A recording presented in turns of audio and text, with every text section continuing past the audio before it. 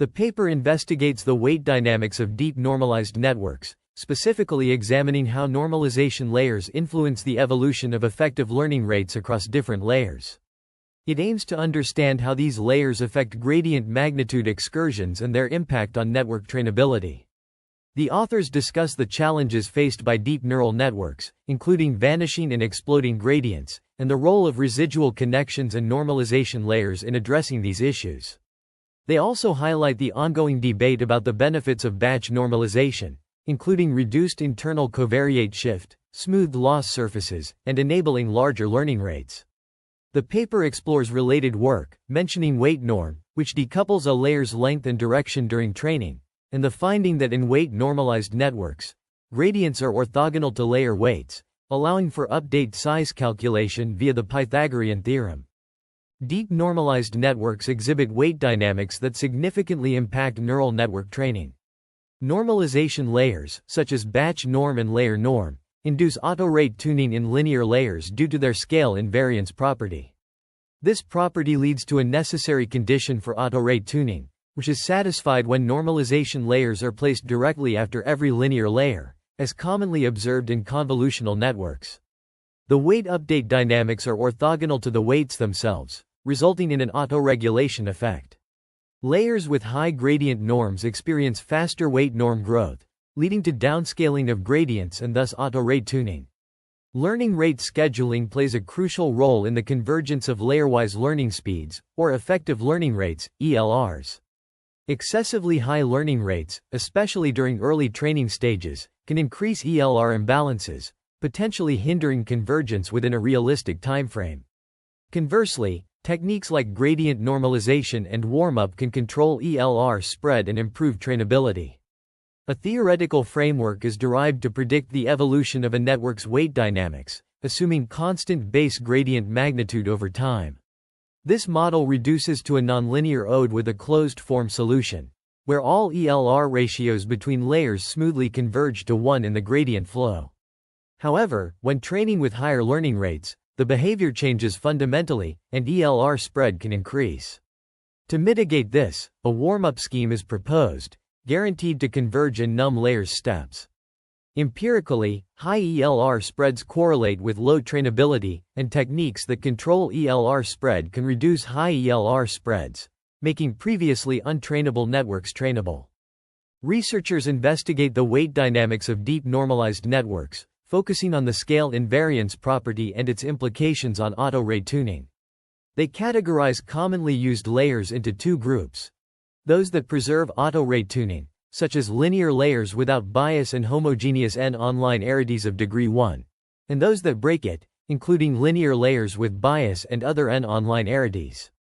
Assuming weights and gradients are random matrices with normally distributed entries, the authors model the training dynamics and derive an update rule for the weight norm.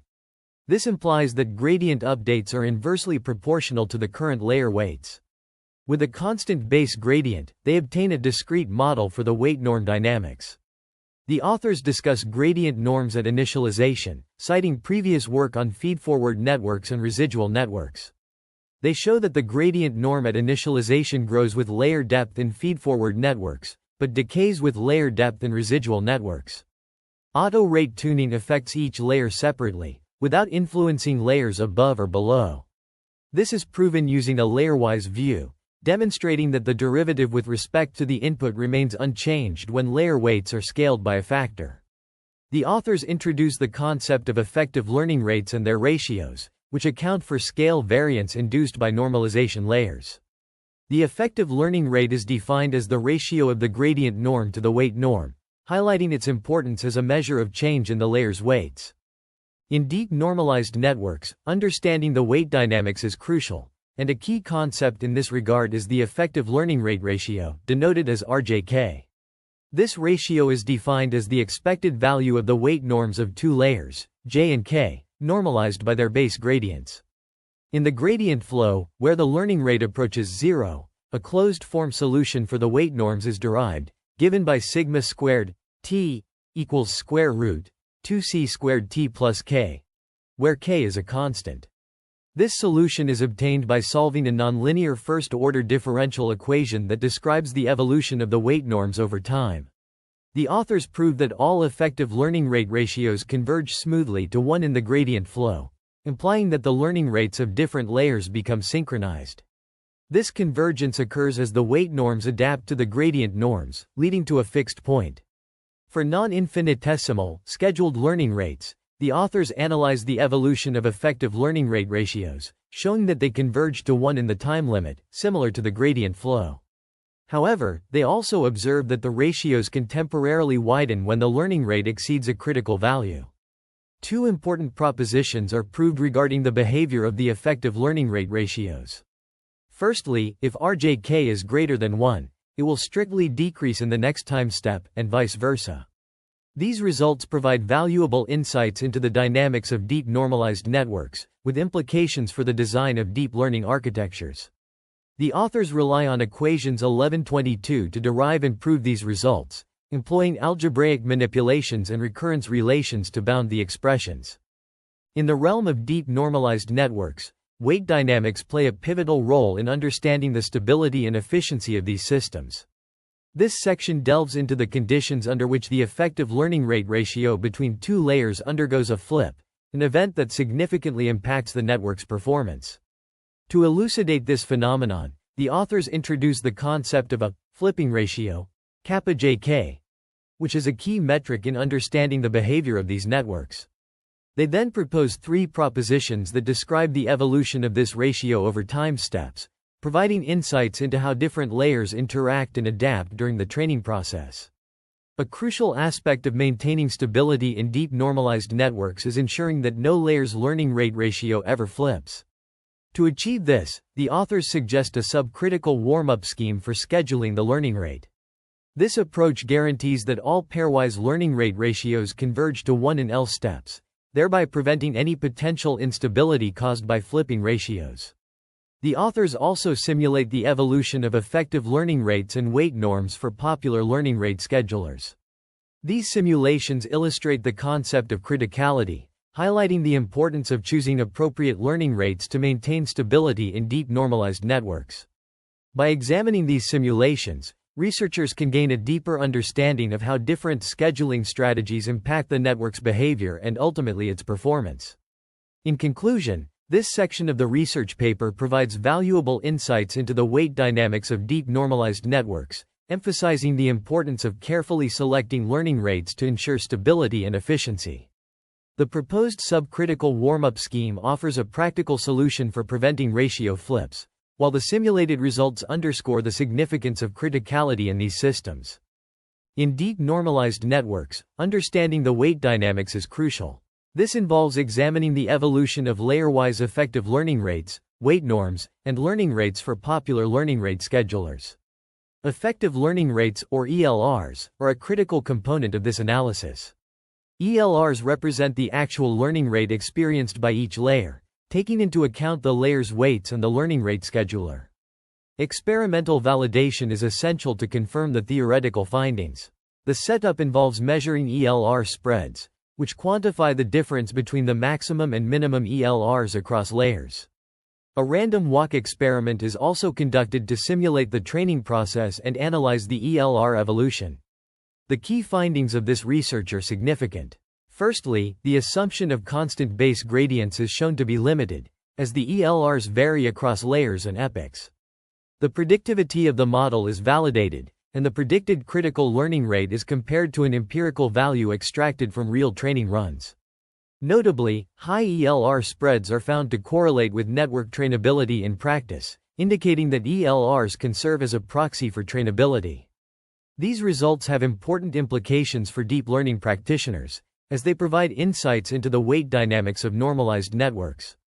By understanding the evolution of ELRs and their impact on network trainability, researchers can design more effective learning rate schedulers and improve the performance of deep neural networks.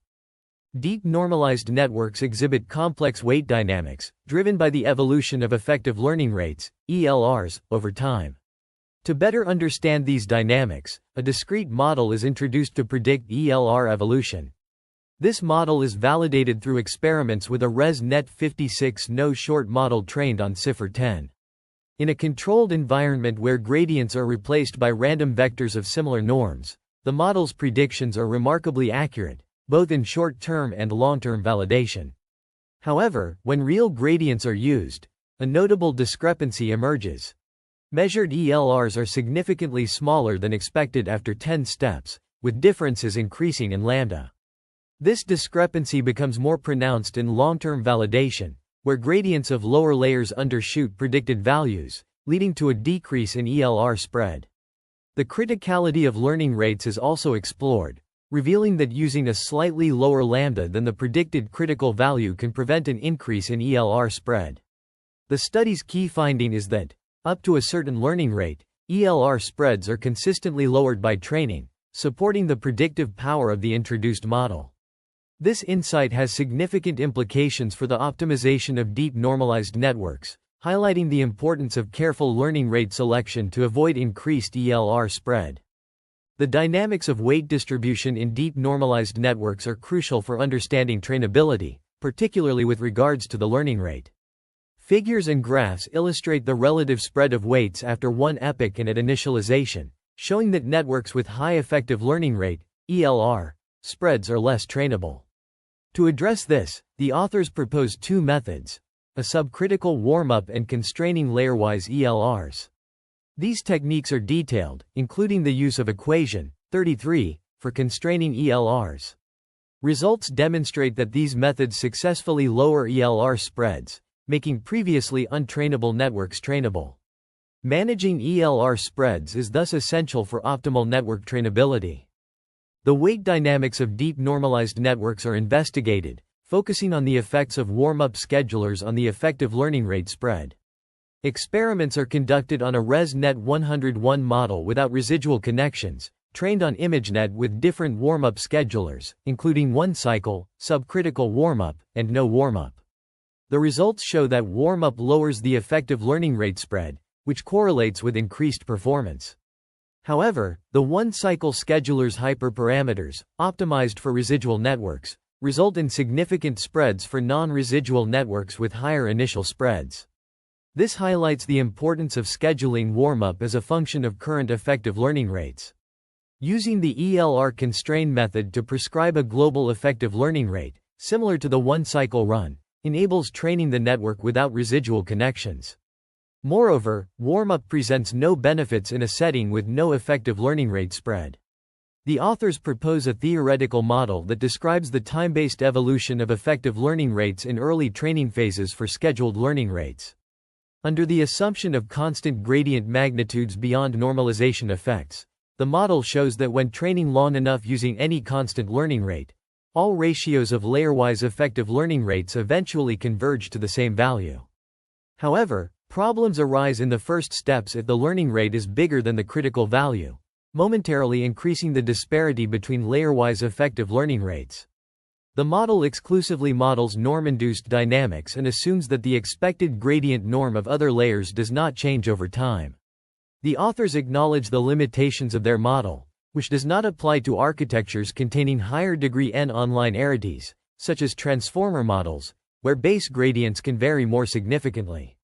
Future work includes extending their model to include an error analysis for non-constant base gradients, estimating when this is the case.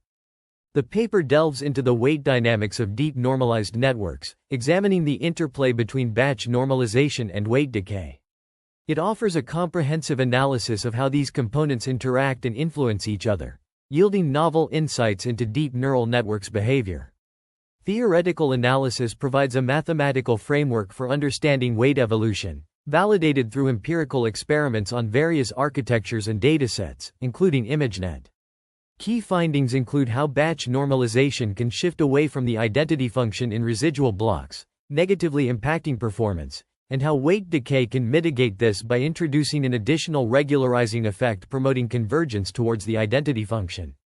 The paper also discusses the role of normalization techniques and their relationship with weight decay, drawing connections to previous research on internal covariate shift and neural network stability.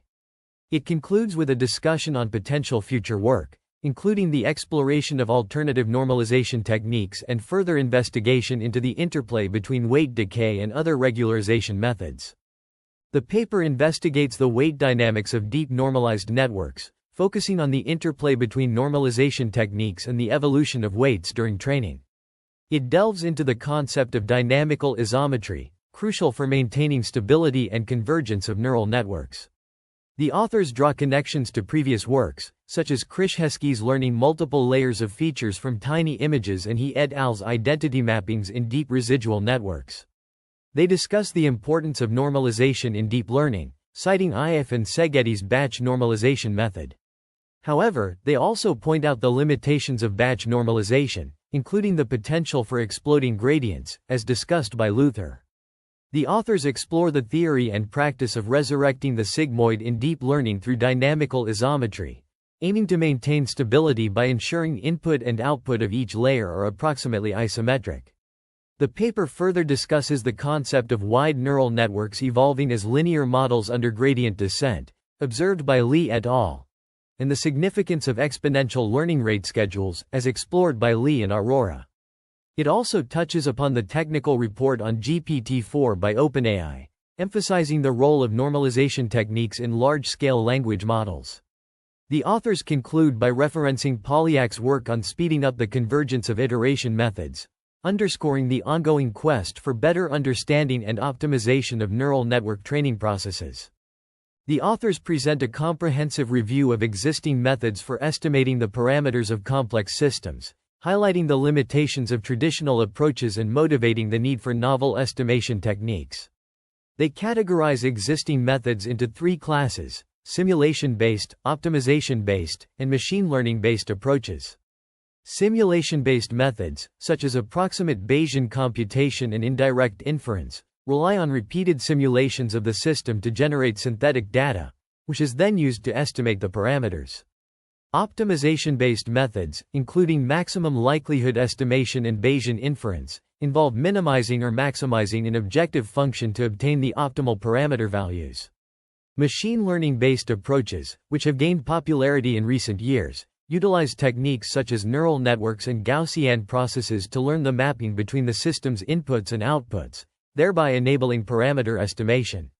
The authors note that these methods often require large amounts of data and can be computationally intensive.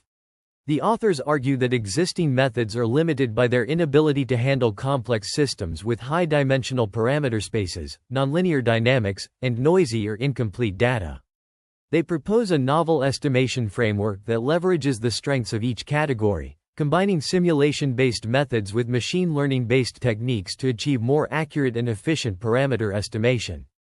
The proposed framework involves generating synthetic data using simulation-based methods, which is then used to train a machine learning model to learn the inverse mapping between the system's outputs and parameters. This approach enables the estimation of high-dimensional parameters and handles noisy or incomplete data. The paper explores the weight dynamics of deep normalized networks, concentrating on the transformer architecture. It delves into the intricacies of weight distribution and its impact on network performance, highlighting the significance of normalization techniques in stabilizing the training process. This section of the research paper provides supplementary proofs and additional material that complement the main section. It begins by proving proposition 3.1, which calculates the derivative of the output with respect to the input using the chain rule. The proof demonstrates how the derivative with scaled inputs is related to the derivative with unscaled inputs, leveraging the inverse scaling property from equation 1. The next proof pertains to theorem 3.6, which involves rewriting equation 4 for layers j and k as two sequences that follow the same recurrence relation. By unrolling the recursion, the proof establishes an inequality for x_i, which is then used to show that the limit of x_i divided by the square root of 2⁻i converges to 1 as I approaches infinity. A similar result is obtained for y_i, and the theorem is proven by showing that the limit of x_i divided by y_i converges to 1. Additionally, the section presents proposition A1, which states that effective learning rate ratios flip at most once. The proposition consists of two statements. First, if the effective learning rate ratios do not flip between a given time step and the next, they will never flip at a later time step. Second, if the effective learning rate ratios do flip between a given time step and the next, they will never flip again at a later time step. The proof of the proposition involves applying Lemma 3.9 and the definition of the discrete process to establish the desired results. In deep normalized networks, weight dynamics are significantly influenced by weight decay, momentum, and affine normalization parameters. The authors derive an equation for weight dynamics, revealing that the ratio of weight variances between consecutive layers remains consistent across time steps. This means that once a layer's weights dominate those of its successor, this dominance persists throughout training. To further explore these dynamics, the authors conduct experiments on the CIFAR 100 dataset using a ResNet 110 model with and without shortcut connections. Their results show that reducing the ELR spread correlates with increased trainability, although other factors, such as vanishing dimensionality, also contribute to the performance gap between architectures. The authors also examine the impact of weight decay and momentum on weight dynamics. Weight decay increases the global learning rate by a factor of alpha when all weights are reduced by this factor, whereas momentum modifies each gradient's direction and length before application, affecting weight dynamics. Furthermore, the authors investigate the influence of affine normalization parameters, typically applied with learnable parameters. They demonstrate that these parameters can lead to gradients dropping further than expected during training, especially when normalization layers are followed by reloos. This is evident in their experiment, where adding affine batch norm parameters to the training protocol alters the accuracy of gradient predictions, particularly at higher learning rates. The authors provide detailed architecture and training regime specifications for the ResNet variants used in the experiments. Figure 7 illustrates the long-term evolution of simulated and real layerwise effective learning rates for a ResNet 56 no-short model trained with random gradients and affine batch norm parameters. The architecture details are outlined in Tables 2 and 3, which describe the network architecture and training regime for the CIFAR 10-100s and ImageNet tasks, respectively. For the CIFAR 10-100s task, the authors employed ResNet 56 and ResNet 110 models with varying hyperparameters, with and without skip connections. The models consisted of 9 or 18 basic blocks, with 16, 32, or 64 planes, and used a multi-step scheduler with milestones at 100 and 150 epochs. The learning rate was variable, with a batch size of 256, and the optimizer used was stochastic gradient descent, SGD, with no momentum and no weight decay. Random flip augmentation was applied, and Nesterov momentum was set to false. For the ImageNet task, the authors used a ResNet 101 model with bottleneck blocks, consisting of 3, 4, 23, and 3 blocks, with 64, 128, 256, and 512 planes, respectively. The training regime involved a one-cycle scheduler with no warm-up, cosine annealing, and a maximum learning rate of 0.4. The batch size was 100, and the optimizer used was SGD with no momentum and no weight decay. Random flip augmentation was applied, and Nesterov momentum was set to false. The one-cycle anneal strategy employed a cosine schedule with a base momentum of 0, cycle momentum of true, and a div factor of 20. These detailed specifications enable the reproduction of the experiments and provide a comprehensive understanding of the training regimes employed in the study.